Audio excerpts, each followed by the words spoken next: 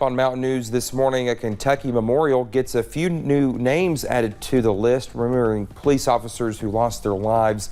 And a Kentucky soldier is finally honored after making the ultimate sacrifice 6 decades ago. Dedicated to Eastern and Southern Kentucky, this is WYMT Mountain News this morning.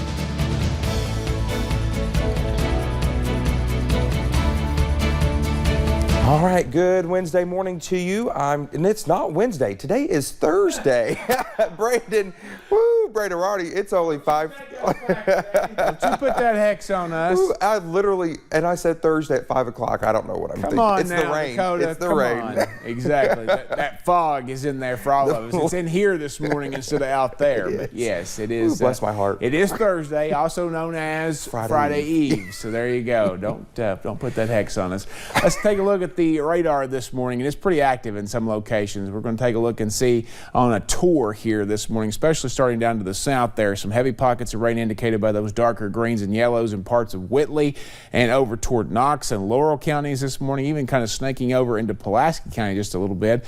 Back here in the Kentucky River, Magoffin, and into parts of Knott County, seeing some heavy rain that's pushing into Floyd and Johnson counties, and then scooting on over just a little bit more from Martin County all the way up through parts of Lawrence County and then over into Mingo and Logan counties in West Virginia, seeing some of that action. I-75 at Mount Vernon, that's where the rain is down that way this morning. It's actually probably closer to London at this point.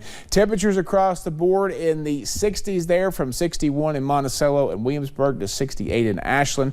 Your planner for today, those days continue to get shorter, but it really doesn't make much difference because we're not seeing that sunrise at 7:34 or the sunset at 7:07. It's just going to continue to be an off and on dreary day, but the best rain chances come this morning. I'll have the full forecast coming up here in just a little bit. Dakota? All right, Brendan, thank you. Well, police are investigating a murder in the pictured community of Wayne County, West Virginia. We're told Marcella Harold was found dead in a car behind her house. Deputies say her husband, Donald Harold, has been charged with murder. Harold's family reported her missing on Tuesday after not seeing or heard from her since September 11th. When deputies got a warrant and searched Harold's home, they say her body was found in the trunk of an abandoned car behind the house. Linda Lusher, who lives nearby and knew Marcella, said she was a very frail woman who mainly stayed inside the house. It shocked me at first, but then we've known that it's going to happen eventually. There's been a lot of trouble over there for years, and he's been arrested because of beating his wife, and it was just inevitable. It was just a matter of time.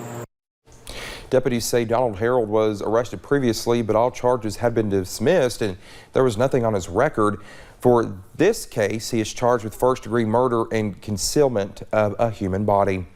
One Pulaski County man is facing charges following a child pornography investigation. Kentucky State Police say 27-year-old William Brandon Combs was interviewed and arrested Tuesday. Troopers say equipment they believe was used to look at sexual explicit images of children is being looked over at a forensic lab. If convicted, Combs could face up to 20 years in prison. A federal judge ruled that a former Kentucky Democratic Party chair must report to prison next month on campaign finance charges. The Lexington Herald Leader reports Jerry Lungergan was ordered to go to prison November 30th after the 6th Circuit Court of Appeals upheld the 74-year-old's conviction and rejected a motion to suspend the judgment. A jury convicted Lungergan and political consultant Dell Emmons in September 2019 of conspiring to illegally contribute more than $200,000 from one of Lungergan's companies to the 2014 U.S. Senate campaign of his daughter. Lungergan's attorney says his client will report to prison but will continue to appeal to the U.S. Supreme Court. Tuesday night was busy for Wolfe County search and rescue team members. 2 separate teams were sent out to look for 3 lost hikers. One team was sent to find 1 missing hiker, while the other searched for a lost couple. Now, the one single hiker was found safe along a trail. The second team never found the couple, but were able to find their car.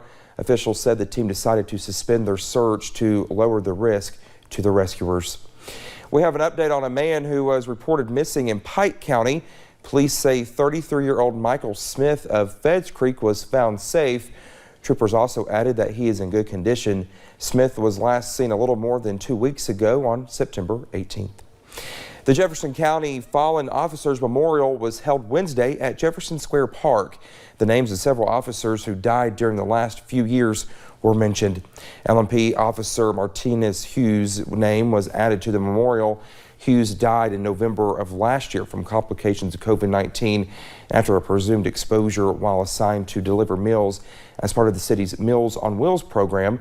For his wife Sherry, it means so much to see his name on this memorial. The ironic thing is I used to manage PNC Bank right here, and every day I would walk by this memorial and I would look at the memorial and just think about the people that gave up the ultimate sacrifice, not realizing that one day my sweetheart and my husband would do the same. Loved ones placed flowers at the memorial. Sherry says she's so grateful to have a place to honor her husband. It truly was a powerful moment to witness. For more than 7 decades, Private Gordon Lee Hardy's brother has desperately wanted to get his brother the recognition he deserved for making the ultimate sacrifice less than 3 weeks before the end of World War II. Recently, his son contacted Congressman Andy Barr's office, who yesterday delivered a Purple Heart, Bronze Star, and other decorations, proving to the Hardys that no matter how much time passes, Private Hardy's service and legacy will always be remembered. Chad Hedrick was there as Congressman Barr presented the medals. Donald Hardy will talk to you all day about his big brother, Gordon Lee, someone he admired and looked up to. He always looked after me. He was about 1.5 years, 2 years older. In 1945, Gordon was serving in the Army in World War II. The 18-year-old from Estill County was killed in action less than 3 weeks before Nazis surrendered and ended the war. All we ever got from the Army was a letter from the chaplain that he'd been killed in the Purple Heart, and nothing else. Nothing more honoring Gordon Lee's sacrifice to our country. Until 76 years later, when Donald says his grandson wanted to learn more about his great-uncle and found what else Gordon had earned. We want to present to you, Colonel, the medals that were earned by your brother in Germany. He earned these medals, and we wanted to present them to you on behalf of a grateful country and the American people. This is the Bronze Star and the Purple Heart. Thank you very much. Wednesday, Congressman Andy Barr surprised Donald with a series of medals and decorations in his brother's name, an emotional moment Donald has longed for. He would have been, he'd been like me.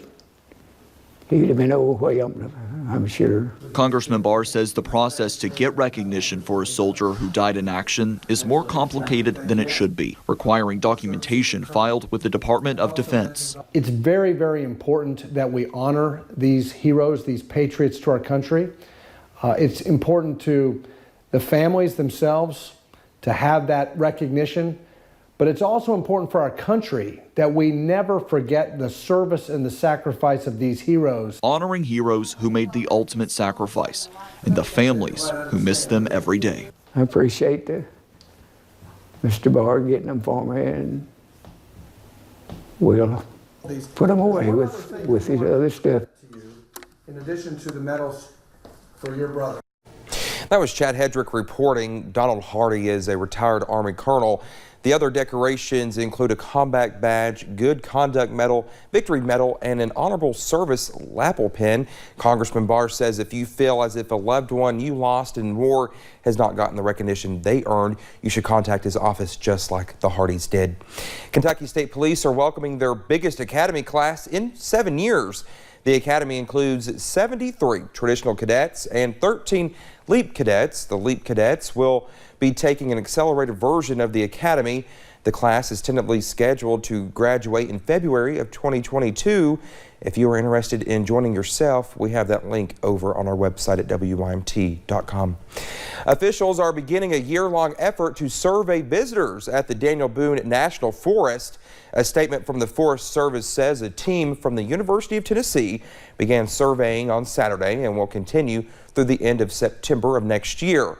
Officials say the survey is used to estimate the number of visitors and the economic impact of the forest on the local economy. That information is used by federal, state, and local officials to plan for tourism and recreation projects. Well, just ahead this morning, an actress wins a multi-million-dollar legal battle against a giant in the insurance world. And rain chances will continue to stay high this morning, so watch out for ponding water on your ride to work or school. I'll track the rest of your forecast in about 3 minutes.